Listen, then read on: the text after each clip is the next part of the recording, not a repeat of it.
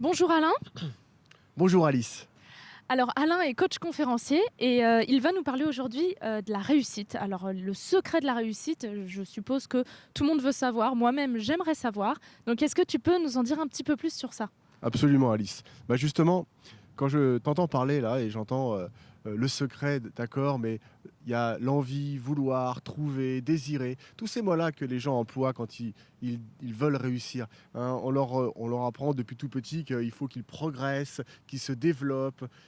Et tout ça, Alice, ça suppose que tu t'imagines que ce que tu es n'est pas satisfaisant. Sinon, Mhm. pour quelles raisons tu voudrais développer des compétences, t'améliorer, progresser? Non, tu ne te trouves pas satisfaisante, hein, si je peux me parler de toi, hein, tu ne te trouves pas satisfaisante telle que tu es. Et ça, et bien sûr, ça pose un souci parce que qui peut avoir envie de devenir autre chose que ce qu'il n'est déjà? Si toi, tu te considères comme quelqu'un de pas satisfaisant, inévitablement, tu vas courir, courir, courir. Tu vas être en quête, hein, c'est souvent le mot qu'on emploie, hein, être en quête de quelque chose. Et cette quête, c'est à la fois effectivement ton Graal, hein, puisque c'est ce que tu désires profondément, et en même temps, c'est ta souffrance. Plus tu veux, en fait, plus tu veux trop, moins tu peux, Mais plus tu souffres. c'est cette quête qui est stimulante aussi dans notre vie. C'est d'avoir des objectifs. C'est un moteur pour nous d'avoir des objectifs, se fixer un certain point de réussite. C'est ça notre moteur aussi dans la vie. Comment on pourrait se satisfaire toujours au présent de ce qu'on est? Le fait même que tu poses cette question de comment peut-on faire, hein, toujours cette question, mais comment peut-on faire alors que justement, il n'y a rien à faire de particulier si ce n'est que ce que tu dois faire, c'est essayer de revenir à toi-même, hein, tu vois, de ne pas chercher à l'extérieur, dans la lumière, comme on dit, ce qu'il y a à l'intérieur de toi, dans l'obscurité. Ce que tu es en train de me dire, c'est que juste en étant à l'intérieur de moi, en étant satisfaite de qui je suis, de mes compétences, etc., je pourrais accéder à la réussite sans travailler pour. C'est une forme de travail, mais c'est un travail qui est différent. C'est comme si tu voyais les choses à l'envers, tu retournais les choses, hein. Tout ce qui était extérieur devenait intérieur, intérieur, extérieur. C'est un petit peu un système d'opposition en fait, hein. Tu arrives et nous sommes tous arrivés, le tu et le nous, hein. Je ne sors pas je ne me, comment dirais-je, je fais partie de ce monde, hein. Nous avons tous appris comme ça, hein. Nous avons appris qu'il fallait développer, comme tu dis, faire des choses pour accéder à une réussite, Mhm. pour trouver notre voie. Et en fait, cette voie-là, elle est déjà là, hein. Si tu regardes la nature, Alice, un arbre sera toujours un arbre. Un pommier ne fera jamais des prunes, hein. On ne demande pas à un arbre de faire quelque chose pour exister, Oui. hein. Alors que nous qui faisons partie, faisons partie de la nature, hein, on nous demande en permanence et on se demande d'être quelque chose d'autre. Mais c'est ça, un arbre, il n'a pas la pression de la société. Tu dois faire ci, tu dois faire ça. Pour accéder à ce métier, tu dois travailler dur. Pour tenir ta famille dans un équilibre, tu dois faire ci. Voilà, la nature n'a pas cette pression que nous avons. Alors comment se satisfaire de ce qu'on est avec une pression tout autour de nous? La nature, tu en parles comme si tu n'en faisais pas partie à l'instant, hein. La nature, elle est comme ça, et nous, on n'en fait pas partie. Si, Ah, nous faisons donc partie de la nature. Simplement, nous avons l'idée, je dirais, que nous sommes dans une forme de rêve collectif, que nous n'en faisons pas partie, hein. Nous le savons quelque part que nous faisons partie de la nature, mais très rapidement, on s'en dissocie. D'ailleurs, on voit comment on veut essayer de la dompter, hein, on veut essayer d'en faire quelque chose pour mhm. nous, hein. Donc non, Alice, tu fais partie de la nature, hein. Tu fais partie intégrante de cette nature-là. Et en cela, bien sûr, tu as envie que les choses de ta vie ici soient plus épanouies. Sinon, tu ne serais pas là avec moi, on ne Mhm. traiterait pas de ce sujet. Mais je dirais que pour y arriver, il faut voir les choses de manière complètement différente. C'est-à-dire, en tout cas, c'est ce que je t'invite à faire, hein. Revenir à l'intérieur de toi, ça ne veut pas dire que tu ne vas rien faire. Ça veut dire que juste, tu vas t'ajuster à ce que tu es déjà, hein. Tu t'es créé l'illusion que tu n'étais pas lumineuse, que tu n'étais pas suffisamment belle, suffisamment riche, tu ne possédais pas suffisamment de choses. Mais tout ça, c'est pas toi. Ce que tu es au départ, tiens, je vais te raconter une histoire, deux histoires, si tu veux bien. La première, c'est les enfants, hein. J'étais très inspiré par le monde de l'enfance. Quand tu regardes un enfant, un bébé, je parle, tout le monde s'extasie devant lui. Il faut regarder les parents qui arrivent avec leurs landaux et leurs enfants pour nous montrer la 7e merveille du monde. Et ils ont raison, c'est une merveille. Hein, et vous voyez comment tout le monde le regarde, ah qu'est-ce qu'il est beau, il est magnifique. Et le bébé à ce moment-là, lui, il se pose aucune question. Ouais. Et cela pendant plusieurs années. Il n'a pas vraiment de conscience. Non. Il n'a pas encore trop conscience des choses quand il est bébé. Absolument. Alors, en tout cas, il utilise ce qu'on appelle uniquement son cerveau droit, enfin l'hémisphère droit du cerveau, hein, qui est celui qui est dans l'instinct. L'émotion, l'instinct. Exactement. Okay. Donc il n'utilise pas l'autre partie du cerveau. Donc ça c'est très intéressant que tu parles de ça parce que effectivement à ce moment-là il est en contact lui. Il sait pas ce que c'est que le bien et le mal. Il connaît pas. Il fait les choses de façon neutre. Hein. Mais il est dépendant. Est dépendant. Il est dépendant de ses parents. J'ai du mal à me dire qu'on puisse revenir mentalement juste à l'émotion comme un bébé qui lui est dépendant. Si on reste que dans l'émotion à un moment donné, est-ce qu'on n'est pas dépendant des autres? Alors ça je pense que c'est un autre sujet, la dépendance par rapport aux parents, mais je ne vois pas de problématique particulière à être en contact avec ce qui fait notre essence, hein, tout en étant un adulte. Hein. Là nous sommes des adultes et pourtant lorsque je te parle, là, je suis en contact avec quelque chose qui est de l'ordre de l'instinct. Et pas du tout quelque chose de préparé.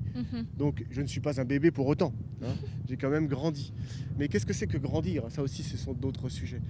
Parce que j'aimerais vraiment que tu prennes le temps de bien regarder comment un enfant et comment il se développe. Au début, les parents et les adultes, la plupart, hein, laissent la liberté aux enfants d'être ce qu'ils sont. Ils les laissent crier quand ils crient, pleurer quand ils pleurent, manger quand ils ont envie de manger. Et puis progressivement, on commence à les mettre dans un carcan. On leur explique que ça c'est bien, ça c'est pas bien, qu'il faut parler à la dame, dire bonjour, au revoir, merci, qu'il faut travailler à l'école pour réussir, qu'il faut aussi être capable de bien sauter en longueur, bien sauter en hauteur, devenir un grand sportif ou un grand artiste. Plein de croyances et de pression pour grandir dans ce Absolument. monde. Absolument, Alice. On commence tout doucement à leur expliquer ce qu'ils ne savaient pas au départ, c'est qu'ils ne savent pas. Et pourtant, ils savaient faire au départ. Donc l'idée, c'est regarder comment, en regardant un enfant, tu regardes le lieu d'où tu viens, en fait. C'est le plus proche de notre conscience. Hein. C'est juste après la naissance. Tu viens d'un monde où tout est parfait. La nature et l'univers est parfait. Il n'y a pas d'erreur, il n'y a pas de positif, il n'y a pas de négatif. Tout vit en harmonie. Lorsque ça ne va pas chez nous, c'est quand on est en disharmonie.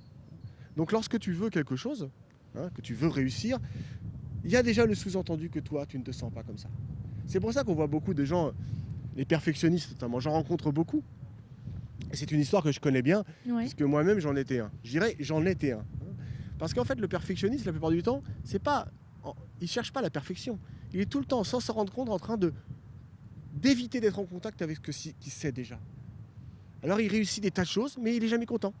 Jamais satisfait. Jamais satisfait. Et comment ça se fait que c'est un puits sans fond?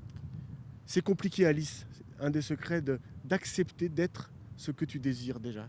C'est ça qui est le plus compliqué chez la plupart d'entre nous. Hein, c'est je suis déjà ce que j'aspire à devenir. Je suis déjà ce que j'aspire à devenir. Ça, c'est compliqué. Donc, on développe des fois des compétences, hein, et effectivement des réalisations concrètes.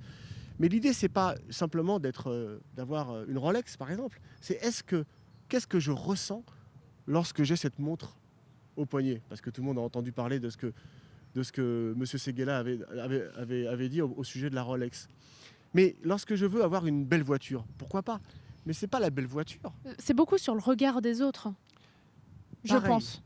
Alors le regard des autres, c'est aussi ce que tu crois qu'il faut être. Bon, on s'achète une belle voiture, une Rolex, par rapport au regard des autres.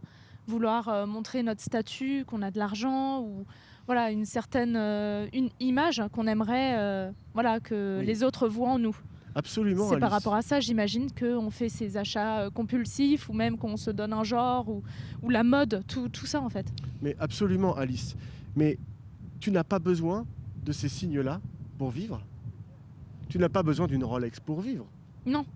Tu n'as pas besoin du couple pour vivre. Mais ça nous fait du bien, je pense. D'accord. Et là, tu emploies un mot qui est intéressant. ça me fait du bien, enfin ça nous fait du Ouais. bien. Donc tu imagines que ça fait du bien à tout le monde, mais en tout cas, apparemment ça te fait du bien. Ouais. Et alors le bien déjà, ça c'est déjà plus intéressant. C'est pas du couple dont tu as besoin, c'est qu'est-ce que je ressens lorsque je suis en couple. Qu'est-ce que je ressens quand je suis en couple? Bah, peut-être Ne pas être seul, ne pas être seul, l'affection. de l'affection, de la tendresse, du bien-être. Ouais. Qu'est-ce que je ressens lorsque je rentre dans ma belle voiture ou dans ma belle maison? Ah bah je me sens en paix par exemple. Alors ça, par contre, Libre, c'est peut-être. libre. Ça, c'est fondamental. Avoir une Rolex ou une grosse voiture n'est pas fondamental. Par contre, savoir que se sentir libre, se sentir en paix, se sentir bien, Mhm. se sentir beau ou belle, ça c'est fondamental. Mais tu l'es déjà.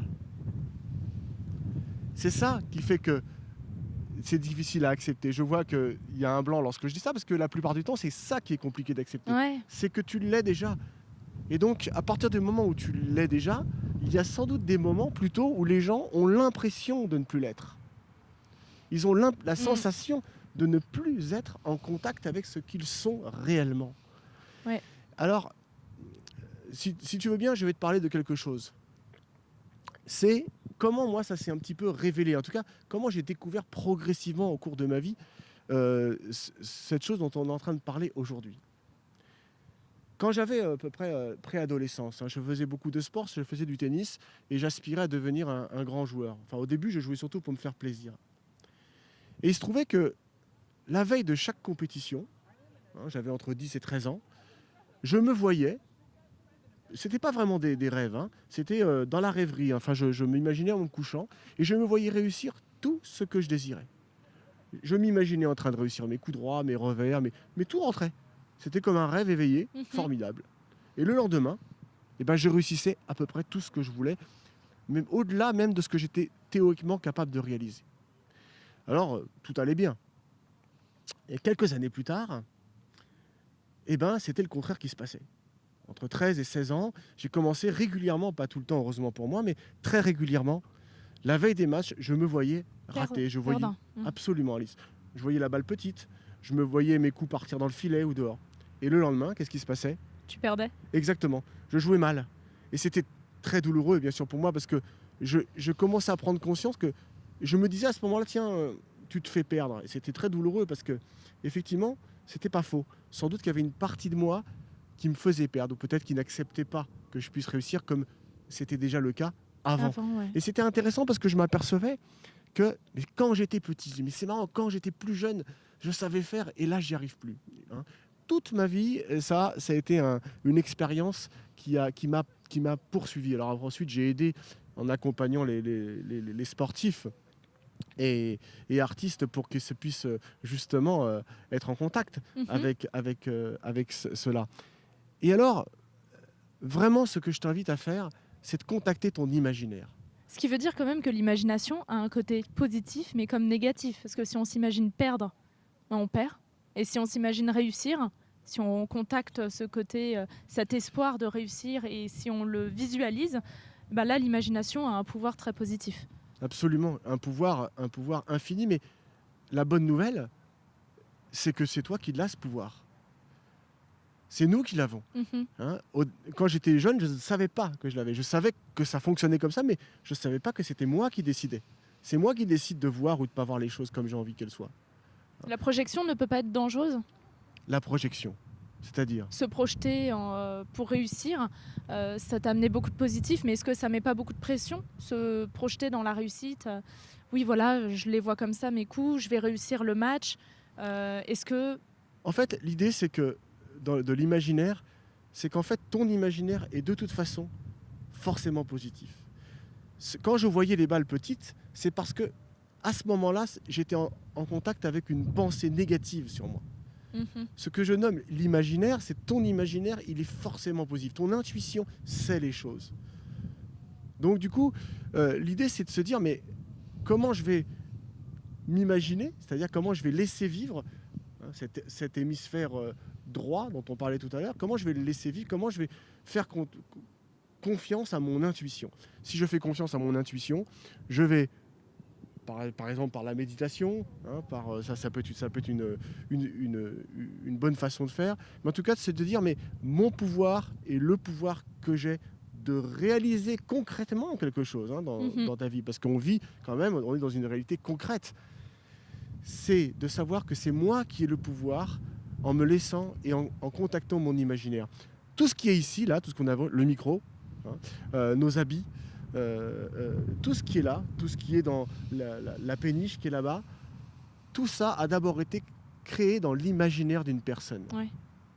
Toutes les choses ont été créées dans l'imaginaire d'une personne et ensuite ont été développées, travaillées, mais c'est l'imaginaire, le rêve, hein, qui a permis la réalisation concrète des choses.